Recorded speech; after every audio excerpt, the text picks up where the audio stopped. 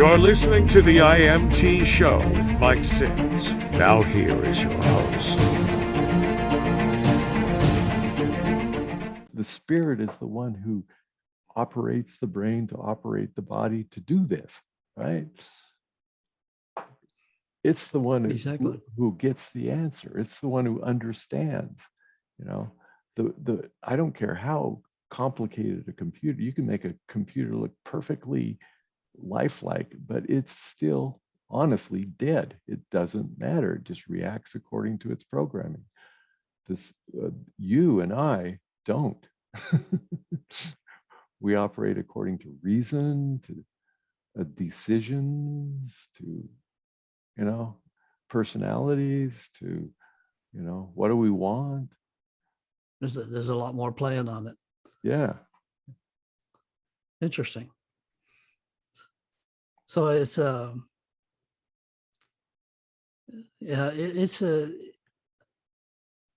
there's so many things, the internet has got so much information that I don't know how, I've lived long enough to where before the internet to where I have a different perception than the internet, but people living now on the internet and living off the internet, how do you process all that?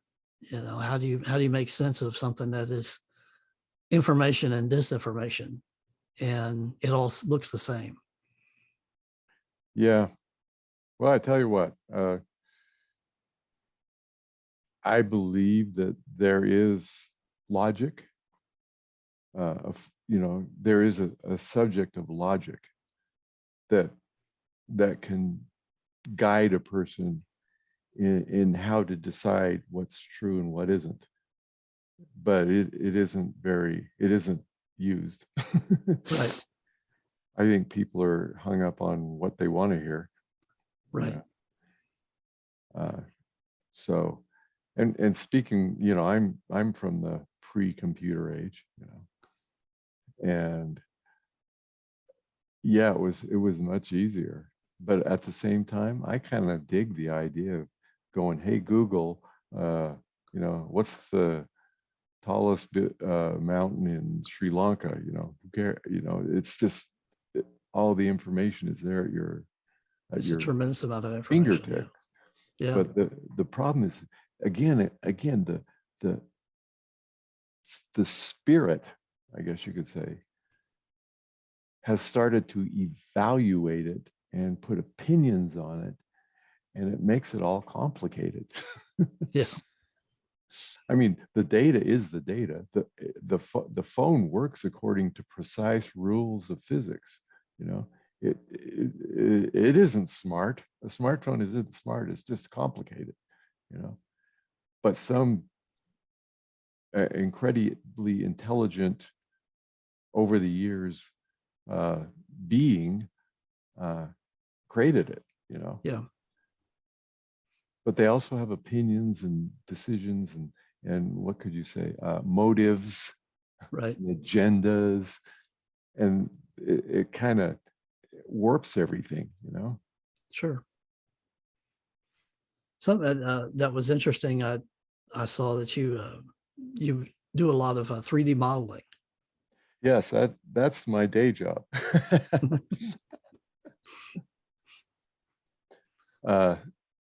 And I got into that because I love to draw, and I love to create things, just create designs, and so I'm basically an artist, really. I mean, I guess you could consider an artist an author, artist, in a sense. But yeah, that's something I really enjoy doing. I'm working with a company that's designing indoor agricultural, that, and it's something that's absolutely essential in our modern society that's going, with all the drought. Yeah. This this indoor farm can use about 0.5% of the water for the same yield. Wow. So yeah, look that one up. It's called Grove Technology. In that sense, our whole purpose is to feed the world, because the world's Definitely. getting a little too over agricultured, where we have a farm where we create the cattle feed, and the farm is many acres, and we have our food growing towers inside, and they're about, I'd say about 200 feet by 2 stories tall, and they're growing a comparable amount of food with a fraction of the water, and that's what's needed. So my job is to do the 3D models of the thing. So I do Interesting. that. Yeah. That's a very complex talent. Yeah, it gets irritating sometimes trying to.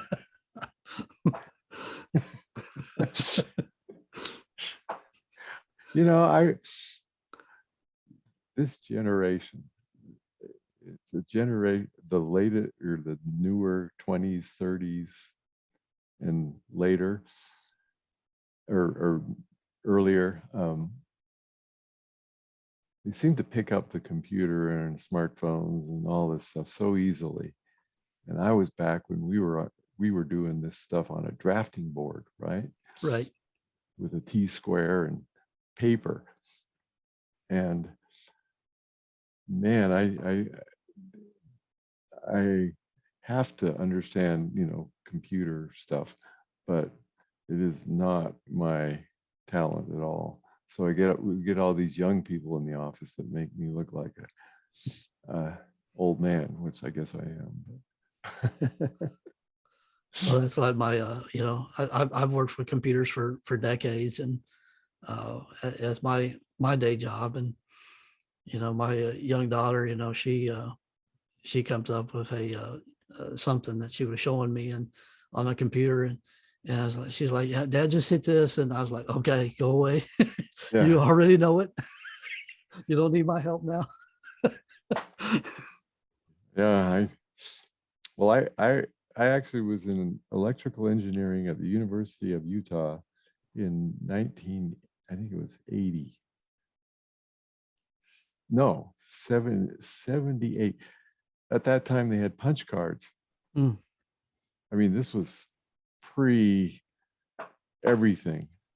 And I could have gotten into it, and I'd probably be pretty wealthy by now, because that was the ground floor back then.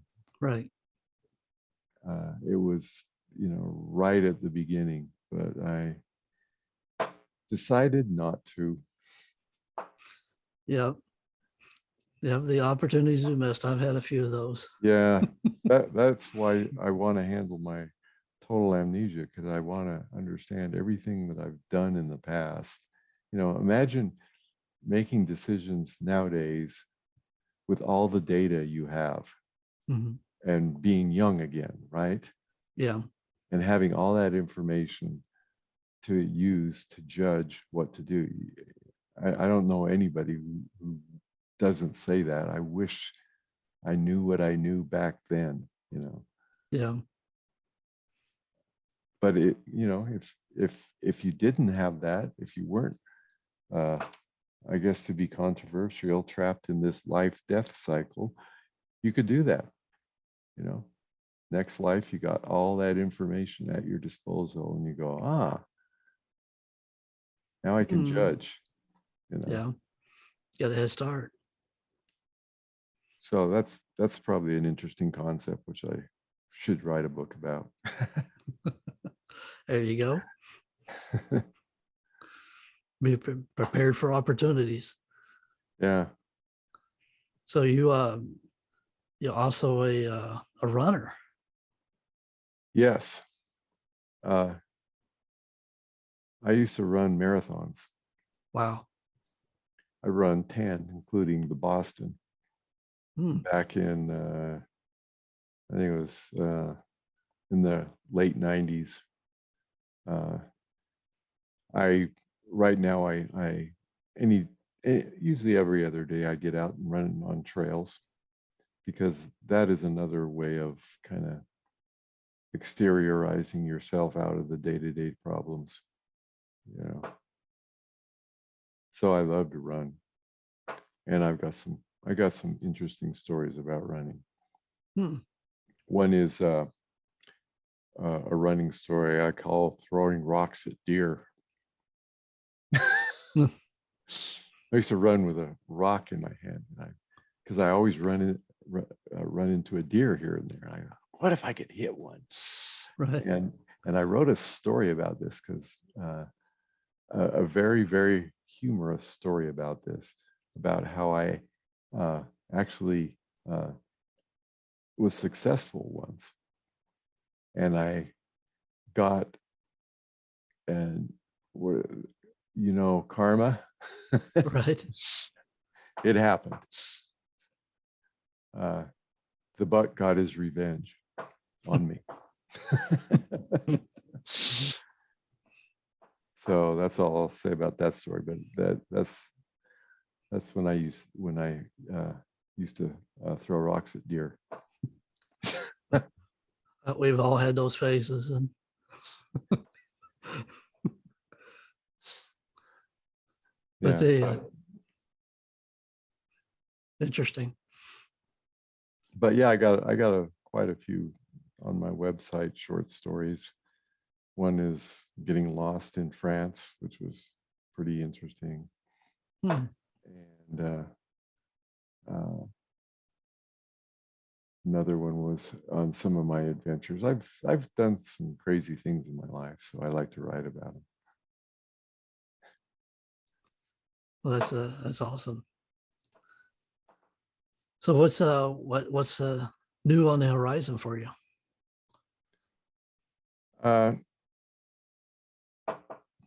I've got quite a few ideas, and they're kind of based on the same theme of expanding your viewpoint, just giving you a different viewpoint of things, and making life seem a little simpler instead of so complicated. I think I've begun another book, and I'm working on that, and I will continue to do so. I just finished a story of my my time with my father, and the mountain pass I hiked over to spread his ashes. And, that was a real heartfelt story. I just finished that.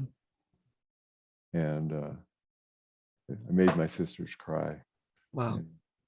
And, I bet. and yeah, I do get into the emotion of things, I kind of, in my writing, if it's not kind of jerking at my heartstrings, I don't think it's a good story. And I think that readers actually pick up the emotions. It's just not words. It's Yeah. they can actually feel that when the writer writes that with emotion. Yeah, and I would like to get more into that, because it's really great as a writer to write that, because it's so real to you.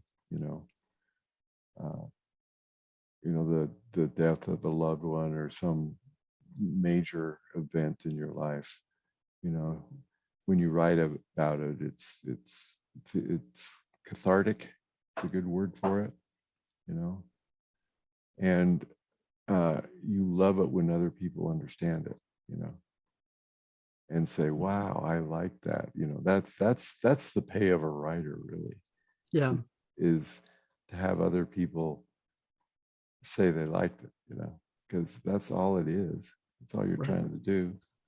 Right. it's always been humbling to me when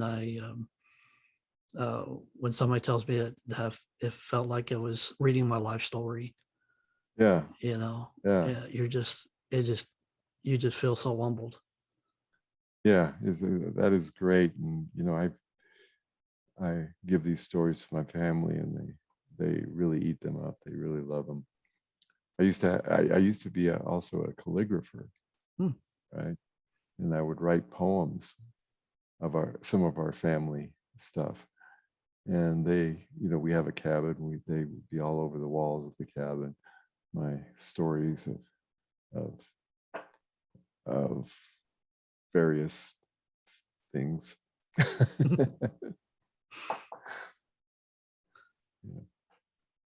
So what is there any things that you would like to to share with us, and as we conclude? Well, I guess you can find everything I do, and I still have more material to upload on my website. You can find me at www.jwnorthrup.com, and that's where all my books are available. I'm also there on Facebook, JW Northrup, LinkedIn, JW Northrup, and Instagram, JW Northrup. Awesome. So you can find my little snippets about my books on those sites too, and get my biography on my website, because that might be interesting. I found it interesting. Yeah, I've I've got a lot I could go over, but I'm 64 years old, so I've done a lot. a wealth of experience. Yeah, I'd consider myself a nonconformist. I like to do crazy things, If it's something that's unusual, I'm happy. If it's something that's just everybody else does, I'm okay, I'll go along. Right.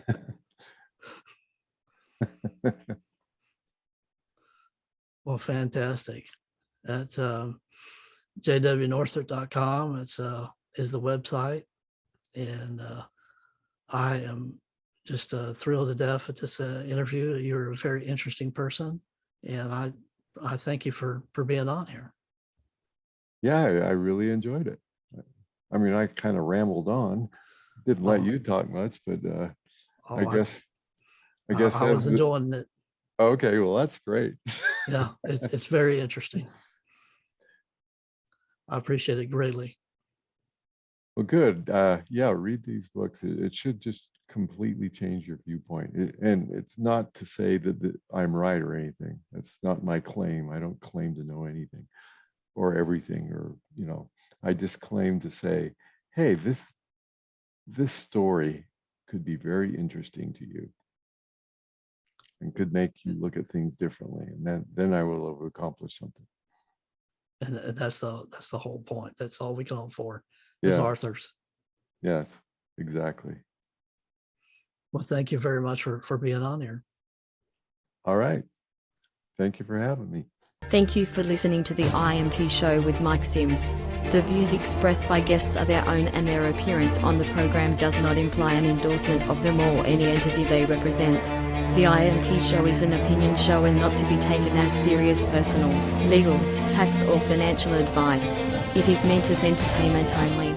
IMT show, Mazarov or Mike Sims is not responsible for ad content.